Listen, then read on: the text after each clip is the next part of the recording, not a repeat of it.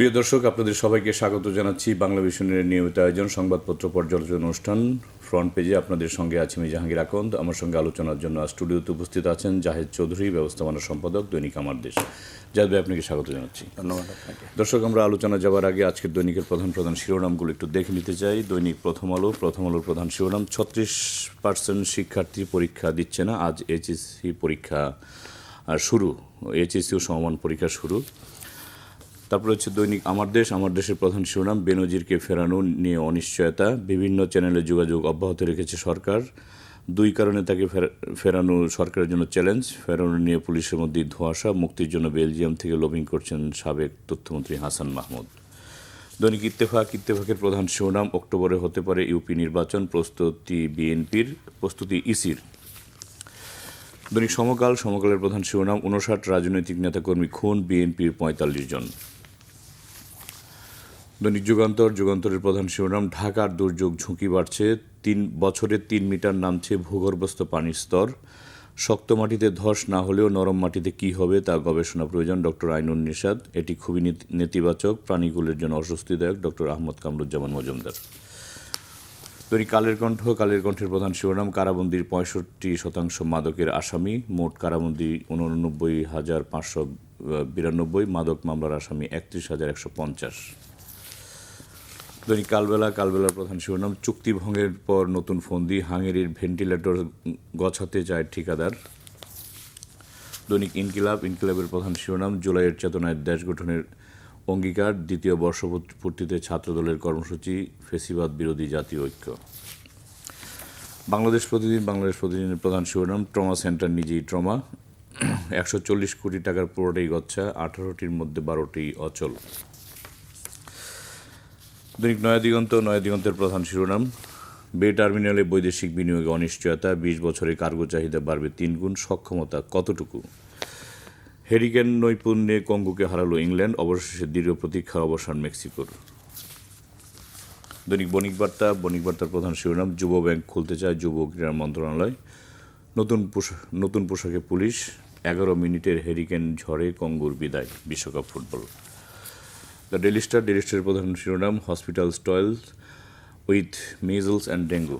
তো এই ছিল আজকের দৈনিকের প্রধান শিরোনাম। আজকে এইচএসসি ও সমমানের পরীক্ষা শুরু হচ্ছে। দৈনিক প্রথম আলো যেটা লিখছে যে সেটি হচ্ছে যে যারা রেজিস্ট্রেশন করেছিলেন পরীক্ষার জন্য তাদের মধ্যে 36% পরীক্ষার্থী পরীক্ষা দিচ্ছেন না, এবং যেটি গত বছরের চেয়ে আরও বেড়েছে। তো গত বছরের তারা এই পরিসংখ্যান বিশ্লেষণ করে দেখেছে যে অনেকেরই বিয়ে হয়ে গেছে কিংবা দারিদ্র্যের কারণে তারা পরীক্ষা দেয়নি, এবং অনেকেই বিদেশ চলে গেছে, পাড়ি জমিয়েছে। তো এই যে ঝরে পড়া শিক্ষার্থী এবং আজকে এসএসসি পরীক্ষা শুরু, এটা নিয়ে আপনার বিশ্লেষণ শুনতে চাই। ধন্যবাদ আপনাকে, ধন্যবাদ বাংলা ভিশনের যারা দর্শক শ্রোতা রয়েছেন তাদের সবাইকে।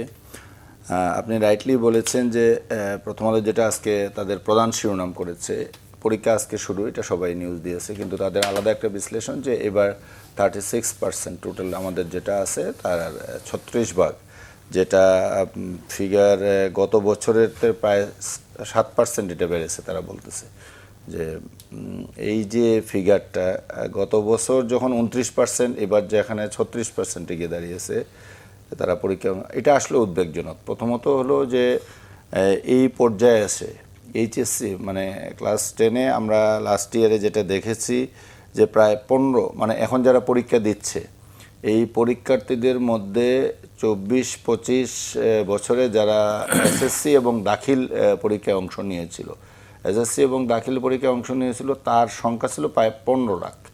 তো পাশ করেছিল, তো 15 লাখ পাশ করে একাদশ শ্রেণীতে এনরোলমেন্ট হয়েছিল। তো 15 লাখ এনরোলমেন্টের মধ্যে 6.5 লাখ ফর্ম পূরণ করেছে। তার অর্থ হলো এইখানেই আপনার একটা বড় পার্সেন্টেজ, 5.5 লাখ এখানেই কিন্তু ঝরে পড়েছে ফর্ম পূরণের ক্ষেত্রে।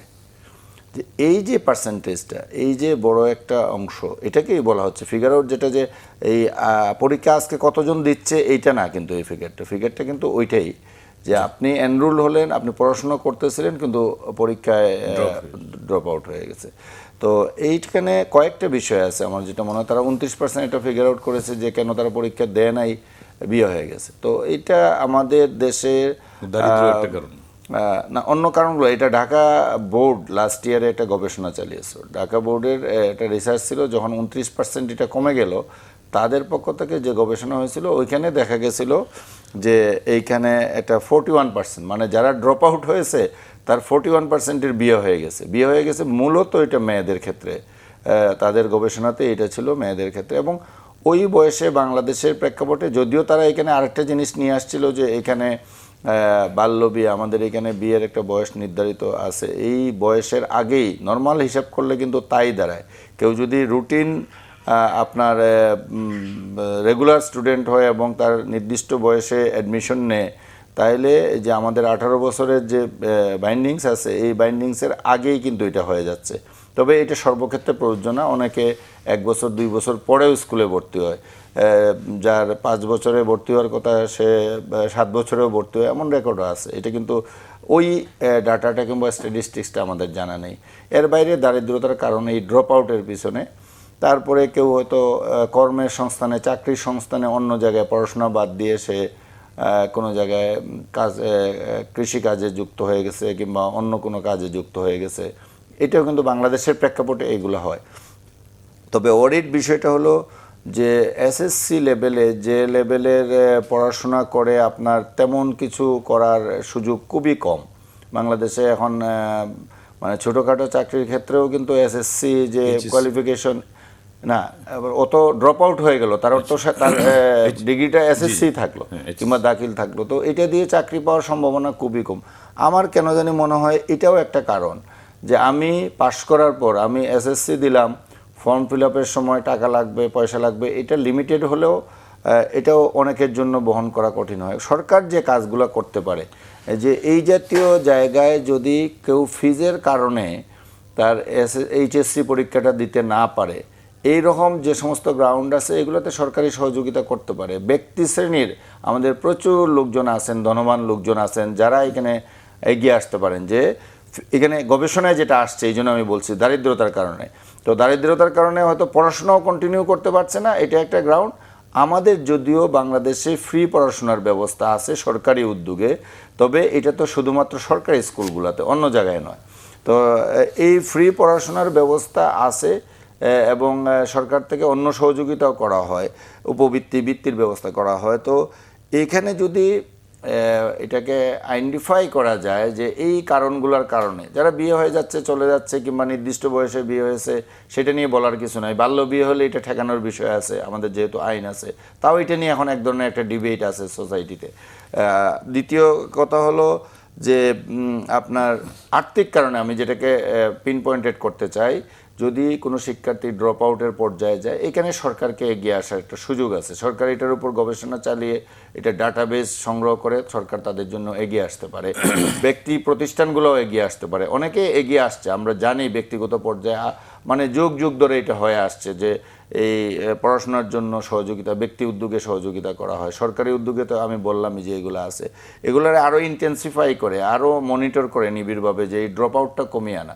এটা ভিন্ন অ্যাঙ্গেলে তারা করছে। এটা অ্যাকচুয়ালি আমরা ব্যাপক পরিচিত যে টার্মটা ড্রপ আউট, এই ড্রপ আউট আপনার দেখেন এই ছেলেগুলাই যখন ক্লাস 1-এ ভর্তি হয়েছিল তখন ডিফারেন্ট ফিগার ছিল, 2-তে প্রতি বছরে কিন্তু ড্রপ আউট হচ্ছে। তো এই ড্রপ আউটটা কমানোর জন্য, এই ড্রপ আউটটা কমানোর জন্য কিন্তু আমাদের উদ্যোগ নেওয়া দরকার এবং এটাকে একটা সার্টেন লেভেলে, নাহলে এটা অনেকটা ড্রেনেজ হয়ে গেলো। আপনি পড়ালেন, ক্লাস 1 পর্যন্ত পড়ে এটা আপনার শিক্ষিতের নাম লেখায় ফেলতেছেন, পার্সেন্টেজ বাড়ায় ফেলতেছেন, কিন্তু এটাকে যে একটা সার্টেন লেভেল পর্যন্ত নিয়ে যাওয়া। তারপরে হলো আমি তো বলবো যে আপনি এখন এসএসসি কেন, আপনি যদি ক্লাস 8-এর পর থেকে 9 থেকে, যেটা অন্যান্য বিভিন্ন জায়গায় আছে, আপনি তাকে ডাইভার্সিফাই করে দেন, আপনি ভোকেশনাল ট্রেনিং কোর্সে যদি ভর্তি করে দেন, ভোকেশনালের ইয়েগুলো যদি বাড়ানো হয়, টেকনিক্যাল কম্পিউটার বেস এডুকেশনগুলো যদি বাড়ানো হয়, ট্রেনিংগুলো বাড়ানো হয়, তাইলে হবে কি, অনেকে আমাদের প্রচুর প্রবাসী আছেন, দেশ থেকে বিদেশে যাচ্ছে, তো ট্রেন শ্রমিক যদি যায়, লেবার যদি যায়, তারা কিন্তু বাইরে গিয়ে অনেক বেশি ইনকাম করতে পারে। আমরা এই সাধারণ শিক্ষা থেকে আমরা যদি টেকনিক্যাল এডুকেশনে, তারপরে কম্পিউটার বেসড এডুকেশনে, এখন এআই বেসড এডুকেশনে, যে সমস্ত জায়গায় আপনার জব মার্কেট আছে ওয়ার্ল্ড ওয়াইড, লোকালি আছে, ওয়ার্ল্ড ওয়াইড আছে। আপনি লোকালি যেখানে আমার গ্রোথের ক্ষেত্রে, জিডিপির ক্ষেত্রে যারা কন্ট্রিবিউট করতে পারবে। আমি মনে করি যে আমাদের এই শিক্ষা ব্যবস্থার একটা আমূল পরিবর্তন দরকার, এইখান থেকে শিক্ষা নিয়ে, যে এখানে যা আছে আমি সাধারণ শিক্ষার ফলে এই সাধারণ শিক্ষিত লোকজনের, শ্রমিকদের, ছাত্রদের যখন সে শ্রমিক হয়ে গেল কিংবা কর্মজীবী হয়ে গেল, তার কন্ট্রিবিউশন অনেক কম। আমাদের ন্যাশনাল জিডিপিতে বলেন কিংবা ফরেন রেমিটেন্স আর্নিংয়ে বলেন, একজন অদক্ষ মানে কোনো টেকনিক্যাল এডুকেশন ছাড়া একজন শ্রমিক যদি দেশের বাইরে যায়, তার যে বেতন, একজন যদি ভোকেশনাল ট্রেনিং থাকে, তার যে কোনো জায়গায় একটা এক্সপার্টিস থাকে, সহজভাবে বলতে গেলে এক্সপার্টিস থাকে, দেন তার বেতন দ্বিগুণ তিনগুণ হয়ে যায়। সো এই জায়গায় আমাদের ফোকাল পয়েন্টটা আনা দরকার। এই জায়গায় ফোকাল পয়েন্টটা এনে যদি আমরা শিক্ষা ব্যবস্থাকে সাজিয়ে ফেলি, আপনি ভালো করেই জানেন আমার ইউনিভার্সিটিতে এত সরকারি টাকায় ভর্তুকি দিয়ে, পাবলিক ইউনিভার্সিটি যেটা সরকারি বলি, সরকারি সরাসরি না, এটা পাবলিক ইউনিভার্সিটি যেটা সরকার অনুদানে চলে, কিংবা এই ইউনিভার্সিটিগুলোতেও যদি আমরা হিস্ট্রিতে কয়েক হাজার স্টুডেন্ট বের করতেছি প্রতি বছর বাংলাদেশ থেকে, স্ট্যাটিস্টিক্সে কয়েক হাজার বের করছি, এখন ডাক্তারি পাস করে গিয়ে বিসিএস ক্যাডার হচ্ছে, মানে আমরা আমাদের শিক্ষার সাথে সম্পর্কিত কর্ম সৃষ্টি করতে পারছি না। এখানে একটা দীর্ঘমেয়াদী প্ল্যানিংয়ের প্রয়োজন এবং এটার স্কোপ আছে, যে কোনো সরকার এটা ম্যাসিভ চেঞ্জ নিয়ে আসা দরকার এই শিক্ষা ব্যবস্থায়, যেটা কর্মভিত্তিক শিক্ষা ব্যবস্থা হয়। জি, আপনার কাছে একটু প্রশ্ন, সেটা হচ্ছে যে এই যে অন্যতম কারণ হচ্ছে বাল্য বিবাহ হওয়া। তো একজন স্টুডেন্ট তো আমরা যতটুকু জানি যে 18 বছরের নিচে মানে মেয়েদের বিয়ে 18-21, এটাই আমি ভুল না করে থাকলে। এইটা তো অভিভাবকদেরও তো সচেতন হতে হবে। মানে বিষয়টা কি যে এরকম দাঁড়াচ্ছে যে মেয়েকে পড়াশোনা করলে কি হবে, ওইসব মেন্টালিটি থেকেই কি না? এখন মেয়েরা প্রচুর সংখ্যায় চাকরি করছে, চাকরিজীবী বিভিন্ন জায়গায়। আপনি গার্মেন্টস থেকে যদি শুরু করেন, গার্মেন্টস সেক্টরটা তো মেয়েদের উপর ভিত্তি করে টিকে আছে, এবং এই গার্মেন্টসই আমাদের মূল ফরেন রেমিটেন্স আর্নিংয়ের দুইটা সোর্স, গার্মেন্টস এবং প্রবাসে যারা গিয়ে কাজ করেন, এই দুইটা থেকে। এবং আসলে এখানেও ডাইভার্সিফিকেশনের বিষয়টা আসে বারবার, এখানে কিন্তু ডাইভার্সিফিকেশনটা খুবই জরুরি, কারণ ওয়ার্ল্ড মার্কেটে দেখেন গার্মেন্টস এক্সপোর্ট আমাদের কিন্তু এই সর্বশেষ যেটা কমে গেছে, এটা ভিন্ন প্রসঙ্গ, তারপরেও বললাম যে ডাইভার্সিফিকেশনের দরকার। তো এইখানে অনেকে হয় যে গার্মেন্টসে একটা মেয়ে চাকরি নিয়ে চলে গেল, সে আর পড়াশোনা করে কি করবে, এইরকম বিষয় চলে আসে। আচ্ছা, বিয়ের ক্ষেত্রে দুটো বিষয় আসে। রিসেন্টলি একটা আলোচনা, এই বাল্য বিয়ের বয়স নিয়ে এক ধরনের একটা আলোচনা আছে, যে ধর্মীয় দৃষ্টিকোণ থেকে কেউ কেউ একটা এক্সপ্লেইন করেন যে টাইম লেভেলটা ফিক্স আপ করা আছে, এটা আগায় আনা দরকার, এরকম বক্তব্য কিন্তু আসে। তো আমি বলি না যে এটা সিদ্ধান্ত এখনই পরিবর্তন করতে হবে কিংবা, কিন্তু এগুলোর উপর যেহেতু সমাজে একটা কথা উঠছে এবং এগুলো নিয়ে স্টাডি হতে পারে, গবেষণা হতে পারে, আলোচনা হতে পারে, হয়ে একটা সিদ্ধান্তে আসতে হতে পারে। কিন্তু তার চেয়েও বেশি অবশ্যই যে আইন, আমার যে পর্যন্ত যে আইন বলবৎ আছে, এটা যাতে মেনটেন হয়, এটা সরকারেরও এটা নজরদারি বাড়ানো দরকার, এবং অভিভাবকদের তো বটেই। তারা যদি এই ক্ষেত্রে অগ্রণী ভূমিকা পালন করেন, তাইলে এখানে সরকারের আর ভূমিকা রাখার, ফোর্স করার দরকার পড়ে না। জি, তো এই ক্ষেত্রে আমরা দেখলাম যে এটা কাজই সবচেয়ে বেশি আপনার এটার সাথে জড়িত থাকে, বয়স কমানো বাড়ানোর ক্ষেত্রে। এইটা দেখেন, আপনি বেসিক জায়গাটাতে আসেন। আমি যদি যে আইনে করি, এটা যদি আমরা প্রপারলি ইমপ্লিমেন্ট করি, তাইলে এই মানে এটা ভাঙ্গার প্রবণতা থেকে আমরা বেরিয়ে আসতে পারবো। তো বাংলাদেশে আপনি রিসেন্ট একটা ঘটনা, আপনি এই ঘটনা বলবেন যে এটার সাথে ওইটার সম্পর্ক কি, এটার এক্সাম্পল হিসেবে এটা বড় এক্সাম্পল হতে পারে। আমরা এআই জেনারেটেড সিগন্যাল ব্যবস্থা চালু হয়েছে। আপনি এখন, আমার বাসা বসুন্ধরাতে, আমি রাত্রে যখন 300 ফিট ধরে যাই, একটার সময় অনেক রাতে আমি ফিরি, 1টা-1:30টায় ফিরি, 12টায় ফিরি, আমি দেখি খালি রাস্তার সামনে সিগন্যালে গাড়ি দাঁড়িয়ে আছে। এই দৃশ্য বাংলাদেশে একেবারেই নতুন। এই 1 মাসের ভিতর, 1 মাস আগে এই দৃশ্য কখনো দেখা যায়নি, যে গভীর রাত্রে খালি রাস্তা, এর মধ্যে সিগন্যালে একটা গাড়ি দাঁড়িয়ে আছে। তার অর্থটা কি? আপনি ওই সিস্টেমটা জেনারেট করছেন এবং আইনটাকে ইমপ্লিমেন্ট করছেন, সবাই এটা মানছে। তো আমরা জাতিগতভাবে দীর্ঘদিন ধরে আইন ভাঙ্গার একটা প্রবণতা আমাদের একবারে সর্বোচ্চ পর্যায় থেকে সর্বনিম্ন পর্যায়ে প্রত্যেকের ভিতরে কম বেশি আছে। আপনি আমাদের ভিতরে অনেক সময় যখন দেখা যায় যে এটার ইমপ্লিমেন্টেশন নাই, তখন এটা আসে। তো যখনই আপনি আইনটাকে সমভাবে প্রয়োগ করবেন, সবার জন্য সমান করে দিবেন, তখন মানুষের, এবং এটার জন্য পিউনিটিভ মেজার্স নেবেন, ইনসেন্টিভ মেজার্স নেবেন, তখন এটা সবাই মানতে বাধ্য হবে। এখন এই একটা উদাহরণ দিয়ে আপনাকে বললাম যে আপনি যদি এই কাজী সাহেব 5 জনের বিরুদ্ধে ব্যবস্থা নেন যারা এরকম জালিয়াতির সাথে জড়িত, তাইলেই দেখবেন আর এটা মানে প্রসার ঘটবে না, এটা বারবার করার কেউ সাহস পাবে না। এখন আপনি একে ধরে ওকে ধরে তদবির করে নানা কিছু করে যদি অন্যায়কে প্রশ্রয় দেন, তাইলে তো এটা হতেই থাকবে এবং এখানে একটা দুর্নীতির একটা সুযোগ সৃষ্টি করা দেওয়া হয় বিভিন্ন সেক্টরে। এইটাকে আইন মানার প্রবণতাটাকে যদি নাগরিকদের মধ্যে সাধারণের মধ্যে নিয়ে আসতে পারা যায়, এবং এটা আনতে হবে। আমাদের সভ্য হতে হলে আইন একটা আপনি করে রাখছেন কিন্তু 5 জনের জন্য 5 ভাবে প্রয়োগ করছেন, একবারে উচ্চ আদালত থেকে শুরু করে বিভিন্ন পর্যায়ে পুলিশ প্রশাসন বলেন, যারা আইন প্রয়োগ করবে তাদের ক্ষেত্রে বলেন, এবং সরকার তো বটেই। এটা সরকারের সদিচ্ছার উপর ডিপেন্ড করে তারা কত স্ট্রিক্টলি তার বাহিনীগুলোকে তার আইন কার্যকর করার, এনফোর্সমেন্ট করার যে প্রতিষ্ঠানগুলো আছে তাদেরকে প্রয়োগ করবে, তাদের উপর নজরদারি করবে, ডিরেকশন দিবে। তাইলে আস্তে আস্তে এই সমস্ত জায়গাতে সংশোধনী চলে আসবে আমি মনে করি। দৈনিক আমার দেশের প্রধান শিরোনাম বেনজিরকে ফেরানো নিয়ে অনিশ্চয়তা, সাবেক আইজি বেনজির। তো এখন একটা বলা হচ্ছে যে এখনো দুবাই পুলিশ সাড়া দিচ্ছে না। এটা আসলে আমাদের একটা অনুসন্ধানী রিপোর্ট, তার উপর বেস করে আমরা আজকে প্রধান শিরোনাম লিড নিউজ যেটাকে বলে আমরা করেছি। বেনজির দেখেন বাংলাদেশে একটা আলোচিত চরিত্র নানা কারণে, এবং শেখ হাসিনাকে স্বৈরাচার হয়ে ওঠার পিছনে যারা অন্যতম মদতদাতা যোগানদাতা তার একজন। আমরা একবার একটা স্টোরি করেছিলাম আমার দেশে, আমার মনে আছে যে 3 পিলার্স শেখ হাসিনার স্বৈরাচারে অনেক আগে, এই বন্ধ হওয়ার আগে, মানে আমার দেশ তারা যখন 2013 সালের ইয়েতে এসে বন্ধ করে দিল এপ্রিলে, তো তার আগে আমরা এটা করেছিলাম ফাইনালি, যে ওই সময় শাহবাগের ঘটনার পরে, শাপলা চত্বরের ঘটনার পরে, শাহবাগ এবং পরবর্তীতে শাপলা চত্বরের ঘটনার পরে আমরা করেছিলাম। কারণ শাপলা চত্বরে যে ম্যাসিভ কিলিংটা হয়েছিল, এবং আপনি জানেন ওই সময় ব্যানার হেডিং হয়েছিল দৈনিক যুগান্তরে। আমরা তো আমার দেশে করেছিলাম শাহবাগে ফেসিবাদের উত্থান, আর এটা শাহবাগ নিয়ে। আর শাপলা চত্বরের নিয়ে সব পত্রিকায় নিউজ করেছে। তো কয়েকদিন পরে একটা অনুসন্ধানী রিপোর্ট ছাপিয়েছিল যেটা ব্যানার হয়েছিল যুগান্তরে, তখন আমার দেশ বন্ধ হয়ে গেছে।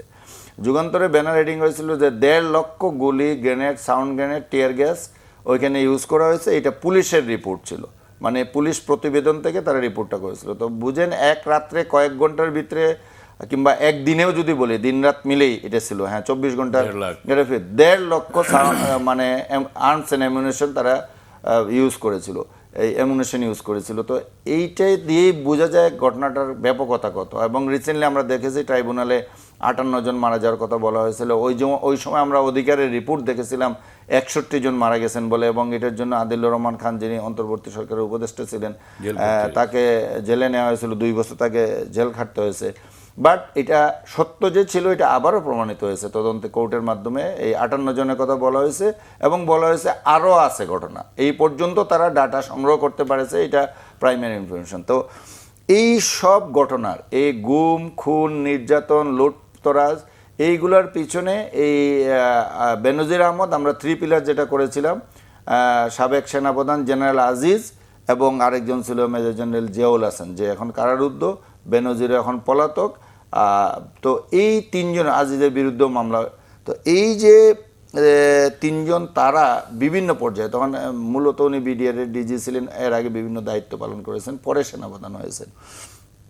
এই বেনজির দীর্ঘদিন ধরে, এর মধ্যে বেনজির এবং জেনারেল জিয়াউল ইসলাম, তো এই জিয়াউল হাসান, বেনজির আহমদ আর জিয়াউল হাসান, এই 2 জন সেনাবাহিনীতে থাকার কারণে জেনারেল আজিজের এক ধরনের ভূমিকা ছিল, কিন্তু এই 2 জনের ভূমিকাটা সবচেয়ে বেশি ছিল। এবং এটা আজকে আদালতে প্রমাণ হয়েছে। এই কথা আগে হয়তো আমরা পত্রিকায় বলেছি, মিডিয়ার লোকজন বলেছে, এখন আদালতে প্রমাণিত হয়েছে, আদালত থেকে আসছে যে তাদের এই দুর্নীতির এবং তাদের এই টর্চার, গুম খুনে যে তারা জড়িত। সেই বেনজির আহমদকে ধরার জন্য অন্তর্বর্তী সরকার যে সমস্ত উদ্যোগ নিয়েছিল, বিশেষ করে দুদকের মাধ্যমে তার দুর্নীতির, আমরা দেখেছি তার কি আলিশান বাড়ি, রিসোর্ট এখনও আছে বহাল। তো এইগুলা সম্পত্তির অডেল সম্পত্তি, হিসাব নেই, মানে আমি বলে আঙ্গুলে গনে আপনি সিরিয়াল করে শেষ করতে পারবেন না। তো একজন পুলিশের আইজির, এক সরকারি কর্মকর্তার এত সম্পত্তি হয় কিভাবে? তার পুরো আয়ের বিবরণ তো আছে, এর বাইরে তো আমরা দেখছি। তো তাকে দুবাই পুলিশ আটক করেছে। এখন আমাদের ওখানের সাথে এক্সট্রাডিশন চুক্তি, আইনের যে মারপেজ, এই নানা কারণে এটা হয়তো লম্বা প্রক্রিয়ার মধ্যে পড়ে গেছে। এখন সরকারের উচিত আমাদের তরফ থেকে যে সরকার এটাকে হাইয়েস্ট লেভেলে চেষ্টা করতে হবে যে এটা আইনি প্রক্রিয়ার মাধ্যমে তাকে ফিরিয়ে আনা। দুবাই পুলিশ তো আপনি তার ইন্টারন্যাশনাল লটাকে ফলো করবে।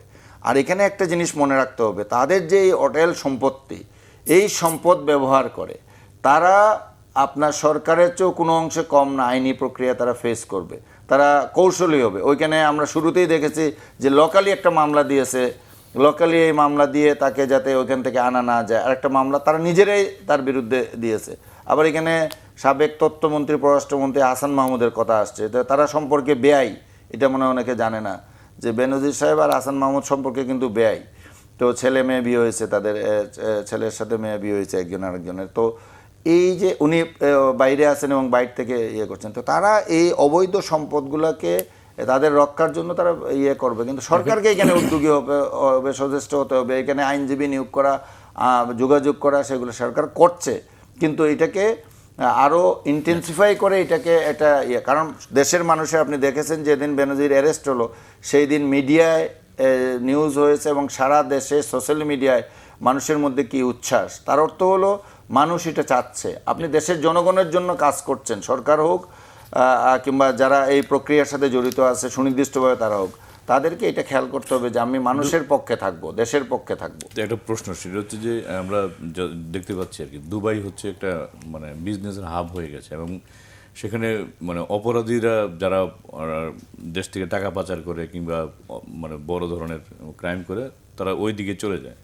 এখন সরকারের উচিত কিনা দুবাইয়ের সাথে একটা বন্দি প্রত্যর্পণ চুক্তি বা এই ধরনের কোনো কিছু? অবশ্যই এই সমস্ত জায়গায় যেখানে যত, আমি যে কথাটাই জেনারেলাইজ করে বললাম যে যেখানে যে লুপহোলস গুলো আছে আইনগত বিষয়, আমি জেনারেলাইজ করে সবকিছু, শুধু প্রত্যর্পণ চুক্তি না, সমস্ত বিষয়গুলোতে যেখানে যে লুপহোলসগুলো আছে আইনের মধ্যে, দরকার হলে আইন করে এগ্রিমেন্ট করে, যাতে শুধু এই বেনজির কিংবা দুবাই নয়, আপনি জানেন যে আমাদের অবৈধ সম্পদ দেশের বাইরে চলে গেছে এবং সন্ত্রাসীরা, গুম খুনে জড়িতরা বিভিন্ন জায়গায় পালিয়েছে। এদেরকে এক জায়গায় নিয়ে আসতে হবে, এদেরকে যাতে ফিরিয়ে আনা যায়, সম্পদ যাতে ফিরিয়ে আনা যায়, তা এই জন্য আইনগুলোকে দরকারে পরিবর্তন করতে হবে এবং সরকারকে উদ্যোগী হতে হবে।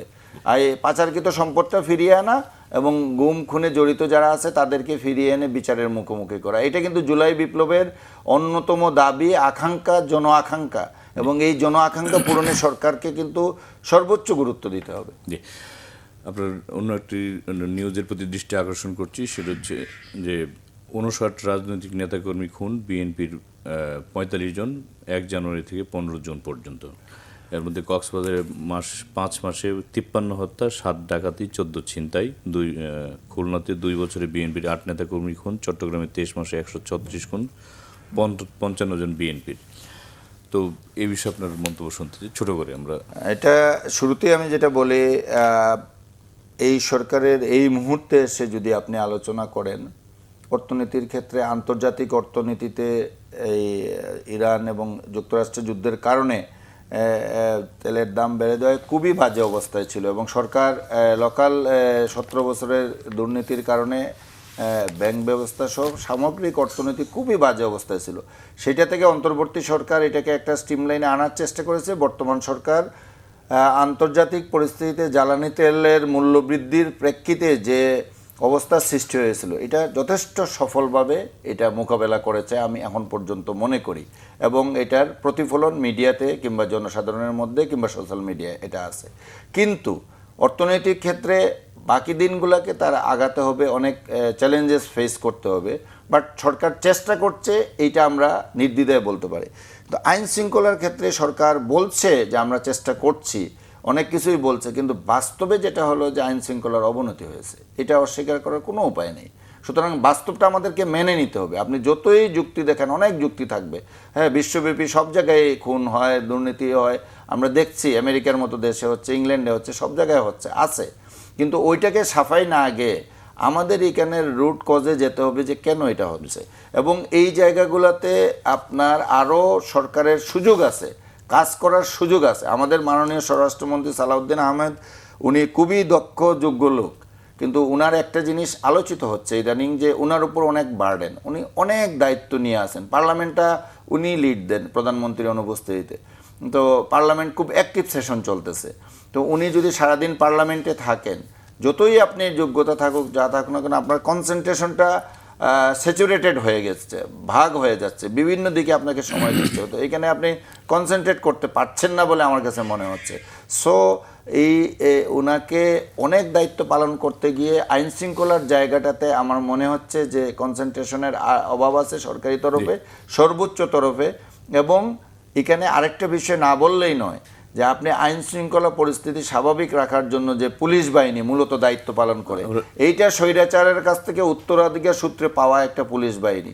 এখানের মধ্যে তাদের আন্তরিকতা নিয়েও বিভিন্ন জায়গায় প্রশ্ন উঠেছে বারবার যে তারা কতটুকু আন্তরিক। এখন আপনি তো সবাইকে চেঞ্জ করে ফেলতে পারবেন না রাতারাতি, তবে আপনারা এই জায়গায় যারা মাঠ পর্যায়ে দায়িত্ব পালন করবে, দায়িত্বশীল দেখে ব্যবস্থা নেওয়া হচ্ছে। অনেকে উইথড্র করা হয়েছে, অনেকে বরখাস্ত করা হচ্ছে, অ্যাটাচ করা হচ্ছে। তারপরে আমি বলবো এটা।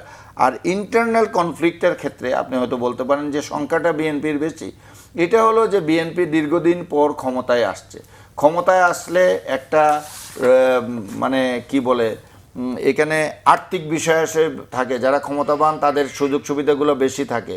তো এখানে একটা প্রভাব বিস্তার করার একটা বিষয় থাকে এলাকায়, এটা নিয়ে কনফ্লিক্ট হয়। এটা সামাজিক যে বিষয়গুলো আছে এটাকে আপনি ওভারলুক করতে পারবেন না যে না এটা তো কিছুই হবে না। আপনাকে বুঝতে হবে যে 17 বছর পর একটা দল ক্ষমতায় আসছে, তারা যারা ক্ষমতাসীন হয় তাদের প্রভাব থাকে, এলাকায় প্রভাব থাকে, এলাকার প্রভাবের উপর নির্ভর করে অনেকে চাঁদার বিষয় থাকে বিভিন্ন এলাকায়, নানা কারণ থাকে। এই সব কারণে এই ক্ষমতাসীনদের মধ্যে দ্বন্দ্বটা বেশি হয় এবং প্রাথমিক পর্যায়ে আপনি এটা যাদের দিয়ে কন্ট্রোল করবেন তারা যদি আপনার ওই পর্যায়ে না থাকে তাইলে আপনার এখানে সমস্যা। তবে এখানে কনসেন্ট্রেট করা দরকার সরকারের, স্বরাষ্ট্রমন্ত্রীর, এবং এগুলা যদি স্ট্রিক্টলি মেনটেন করতে পারে বিএনপি দলীয়ভাবে, তাহলে এটার উন্নতি করা সম্ভব এবং উন্নতি করা জরুরি। এবং এই মুহূর্তে আমার মনে হয় এটা একটা ফোকাল পয়েন্ট হওয়া দরকার।